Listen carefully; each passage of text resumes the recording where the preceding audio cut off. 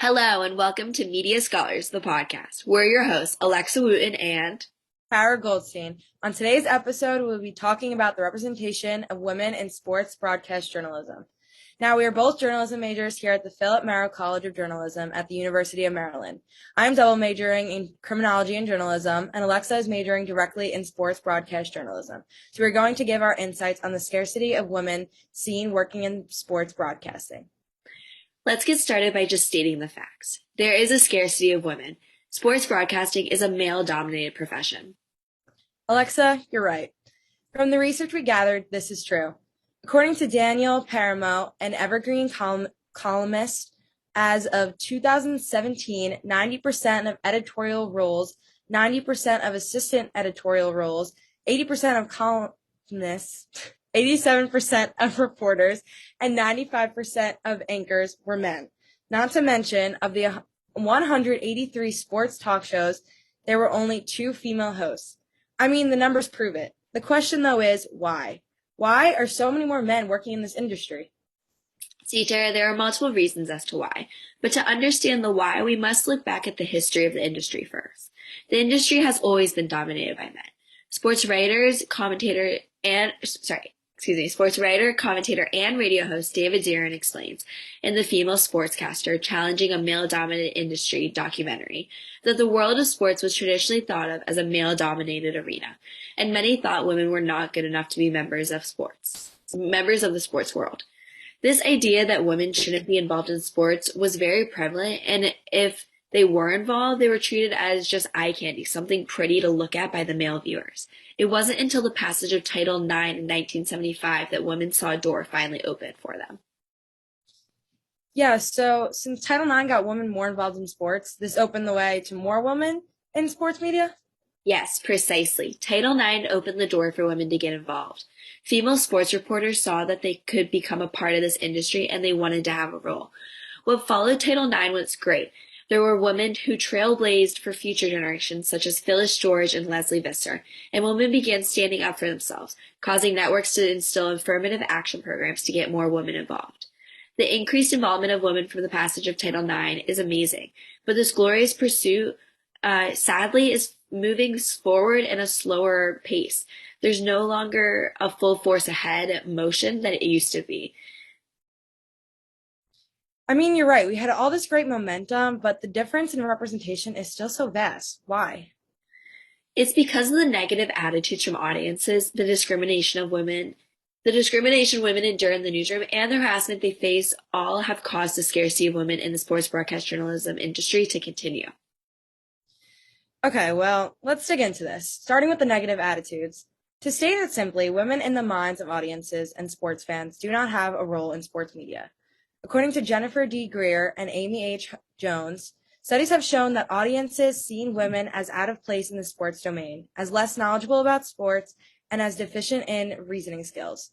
Attitudes towards women in sports, predictably, are mirrored in attitudes towards women in sports journalism. As well, Jillian Kay explains that they are reviewed as not knowledgeable because they had not played football or men's basketball.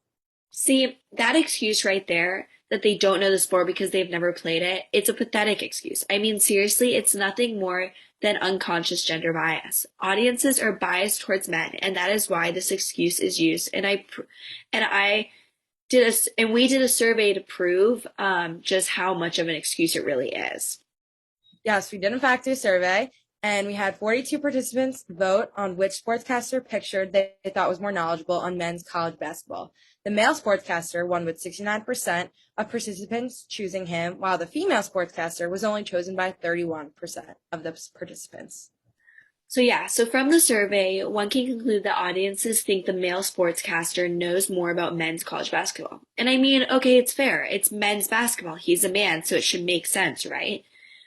But here's the thing. The 2 sportscasters that we selected, Andy Katz, a college basketball analyst for the Big Ten Network and a college basketball correspondent for the NCAA, and Doris Burke, a sports announcer and analysis for NBA on ESPN, NBA on ABC, college basketball on ESPN, and college basketball on ABC games. Both clearly very qualified for their professions. But here's the thing. The argument for why Kratz is better than Burke is because she's a woman. She's never played men's basketball. Well, what if I told you Burke played Division I college basketball at Providence? She did amazing things at Providence, and she played basketball at one of the highest levels possible. And do you want to know where Kratz played? He didn't. He did not play college basketball. And I'm not saying that because Kratz didn't play college basketball that makes him any less qualified to do his job, because it doesn't. He's just as qualified. But it just proves how pathetic and how untrue this excuse is. Because Burke is extremely qualified and she played basketball at a high level. And just because she's a woman doesn't mean she can't talk about men's basketball. So it shouldn't make Burke any less qualified, and it shouldn't make Kratz any less qualified. And I think we can just overall debunk the entire excuse altogether. I mean, yeah, I could not agree more. I think they're both qualified, and like you said, it is gender biased, and it's because audiences view women negatively. And I think we need to take it a step further and figure out why, though. Like, why do they view women so negatively in this role? So it stems from the beginning of the industry, when women first began their positions as sportcasters after the passage of Title IX. All the women were extremely beautiful and charismatic. One of the first female sportcaster was Phyllis George, the 1971 Miss America. George was beautiful and very good on the air, but she did not have very much journalistic background. Therefore, her critics viewed her as just another pretty face. Louis Schwartz, the president of American Sportscaster Association, explains that CBS did not hire her for her knowledge of football, but to add a feminine touch to the male-dominated airwaves. This is what is causing audiences to view female sportscasters as unqualified or not credible. It is because when they first entered the network, they were characterized as just another pretty face or an addition to add a feminine touch. They were not celebrated for their accomplishments. Phyllis George went on to make a tremendous career for herself, but her characterization as a beauty queen took away from her talent on the air. This stereotyped characterization of female sportscasters has created an unconscious bias in audiences that causes them to negatively view female sportcasters reporting on games. Marissa Reach, current chair of the She Sports Switzerland, found that those biases are part of the reason why women are still underrepresented everywhere. These unconscious biases held by audiences are hurting women in the industry. I mean, and it's hurting women, and it's contributing to the scarcity of women in the industry. So let's go on to our next point that we talked about, the discrimination that women face in the industry. Yeah, so women have faced discrimination in all different kinds of industries, and this one is a big one. One of the biggest forms of discrimination that women saw was that they were not allowed to enter the press box. In Freedom Forum's Journalism Works Women in Sports Media panel, Leslie Visser explains that when she began her career, no women were allowed in the press box. She stated, "It said no women or children in the press box on my press pass when I started as a journalist. There was also no bathroom for me to use. I had to run across the stadium to use the women's public bathroom during the games." I mean, this is just insane to me to think about today, because not being able to go in the press box essentially means you're not able to do your job. So she was actively being stopped from doing her job. And this was the case as well with female reporters not being allowed to interview players in the locker room before or after the game. They were forced to sit outside while their male counterparts could walk right in. Dujan Onovich explains that in 1978, Sports Illustrated's parents' company, Time Inc., sued the New York Yankees on behalf of Melissa Ludicky, who was denied locker room access. League officials argued that women could wait outside, but women sports journalists argued that access to the locker room was an essential component of doing the job. Ludicky's lawsuit granted equal access for women to locker rooms, but sexual harassment remained a very real issue. I mean, first off, hats off to these women for standing up for themselves. But I mean, that's crazy. They were at complete disadvantage to their male coworkers. And I mean, I can't agree with you more, Tara. They still see this discrimination in their work today. Either they're not hired because of sex-based discrimination, or they are hired and face discrimination in the stadiums or newsrooms. According to Marie Harden and Stacey Shane, in a survey they conducted, more than half of the respondents reported that they had experienced on-the-job discrimination, and 72% indicated that they had considered leaving their careers. I mean, discrimination is causing female sportscasters to leave their jobs, which would mean fewer women would be working in this industry. This would only create a larger scarcity of female sportscasters. And sadly, this discrimination is not the only thing female reporters have to face on the job. They also are subject to an immense amount of harassment. Yeah, so on to our third and final point, harassment.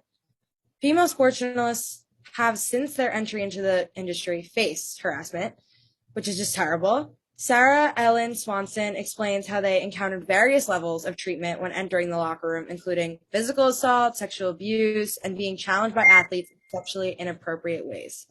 To add in, Brian Clapp, who worked for CNN, Sports Illustrated, and Fox Sports Northeast, explains that female reporters also have been judged solely on their physique and attire, not their talent. Female journalists face harassment from male journalists and the athletes they cover. Not to mention, with the expansion of social media, they also face harassment from people they have never even met, but who, for some reason, make it their mission to attack these women in their careers.